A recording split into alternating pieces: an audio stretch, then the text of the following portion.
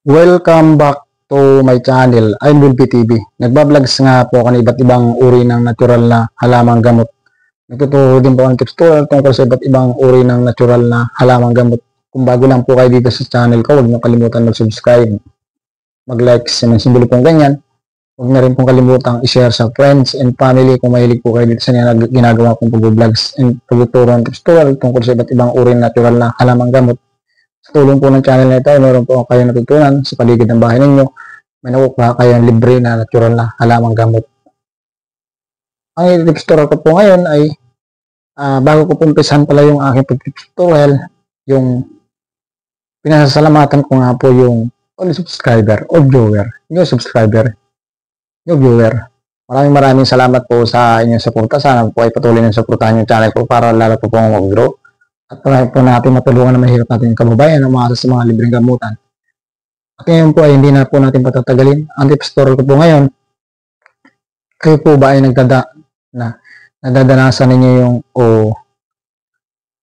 nagdaranas ba kayo ng sakit ng ulo o nararanasan niyo yung sakit ng ulo pagising niyo sa umaga na years, more than years po na nararamdaman ninyo yung sakit ng ulo ninyo na parang mamamatay kayo sa sobrang sakit ng ulo. Tapos kahit kumpleto yung kain ninyo, maaga kayo natutulog, pero paggising ninyo, ang sakit-sakit ng ulo ninyo, yung parang gigising ka, gusto mo pa rin tumulog, ganun yung pakiramdam ng ulo mo, ang bigat-bigat ng pakiramdam mo na kahit kumpleto ka sa tulog, kumpleto sa kain, ay paggising mo, masama pa rin yung pakiramdam mo. Ito po yung tips ko sa inyo kung anong dapat ninyong gawin.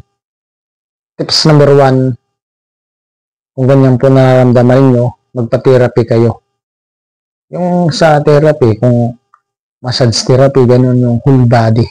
Pero nakakatulong po yan sa whole body. Lalo na kung may mga kapansanan kayo. Example, kayo ay na may bali. Alam ba rin yung bali, yung since na yung buto mo na may damage or kung ano nangyari sa buto mo, bata ka pa tapos tumanda ka, ganyan nararamdaman mo, sakit-sakit ng ulo mo, tapos pagbangon mo nga sa umaga, mabigat yung pakiramdam mo, makakatulong po yung therapist full body, lalo na yung sa ortho. Kasi sa ortho naman, kung kayo na magpapa-ortho, yung ortho kasi, kung may damage ka na matagal na sa buto mo, i-ortho ka. Yung doktor magre-request ng magmamassage sa'yo or iba't ibang ini-stretch yung katawan mo, kung anong exercise na gagawin sa'yo, yun nakakatulong sa sobrang sakit ng ulo. Kung kayo ay mga matagal lang may diferensya or may bali nga kayo sa likod ninyo, yung may mga crack yung katawan ninyo, etc. Kung anong pa man nangyari sa inyo nung bata pa kayo, magpamassage kayo or ortho, doon yung dumadaan. Talagang yung sakit po ng ulo ninyo, mga 70% o 50% nawawala pagising niyo sa umaga. Yan po yung napakaganda na gawin ninyo, yung kumonsulta kayo sa ortho kung yung mga sakit niyo sa ulo or meron ka ng matagal na damage yung buto mo. Kasi yan, experience ko po sa sarili ko yan. May sakit po ako na vertigo or migraine. Then kapag sumasasal yan, yung sobrang init yung panahon, sakit ng ulo mo, lumalabo yung mata mo, then parang nasusuka-suka ka, ganun yung pakaramdam ko. Then meron kasi ako na yung sa katawan, yung may bali or may damage yung buto ko. Nagpatingin ako sa doktor, inorto ako, then may 12 session ako sa ortho.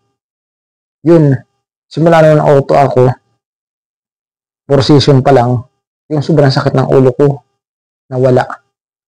Sumasakit siya sa umaga pero hindi siya ganun. Dati parang mamamatay ako sa sobrang sakit ng ulo.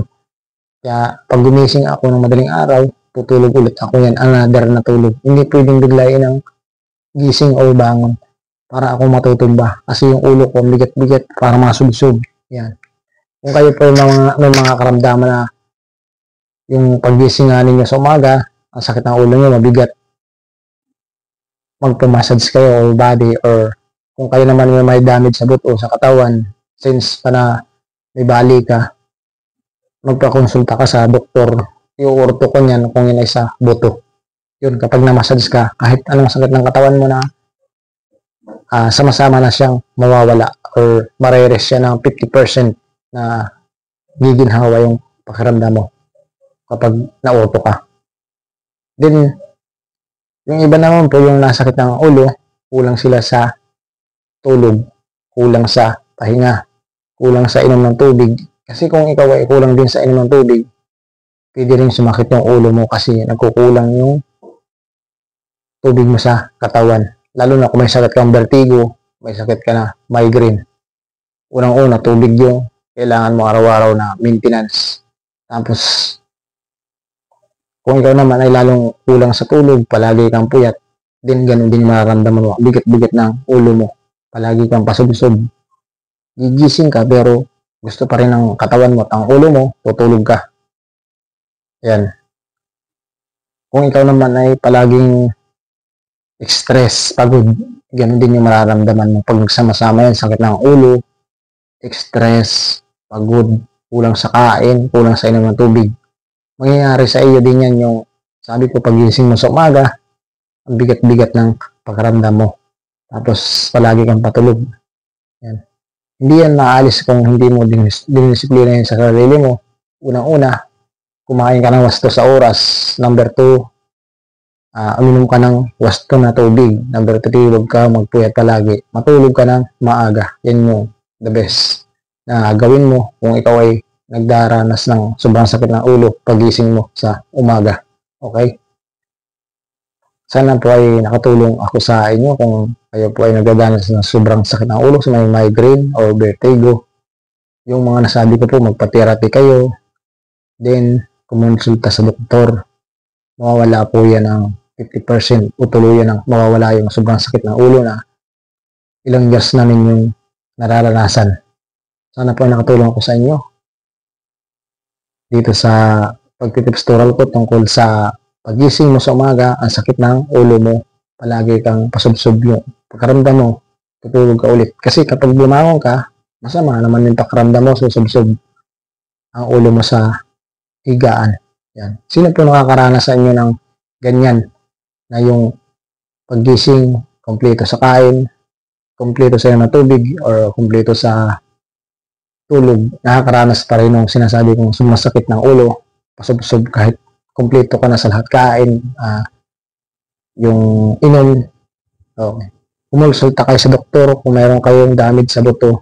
Pwede kayo nyo i-konsulta sa therapy or sa ortho kung may damage yung buto ninyo. Sama-sama na mawawala po yung sakit ng katawan ninyo, sakit ng ulo ninyo. Okay? Sa hindi mo po nakaka-subscribe, pakisubscribe. Sa hindi mo po nakaka-likes, paki-likes po. Sa hindi mo po nakaka-share, paki-share po. Maraming salamat po sa inyong suporta. Bye-bye. I'm LBTV.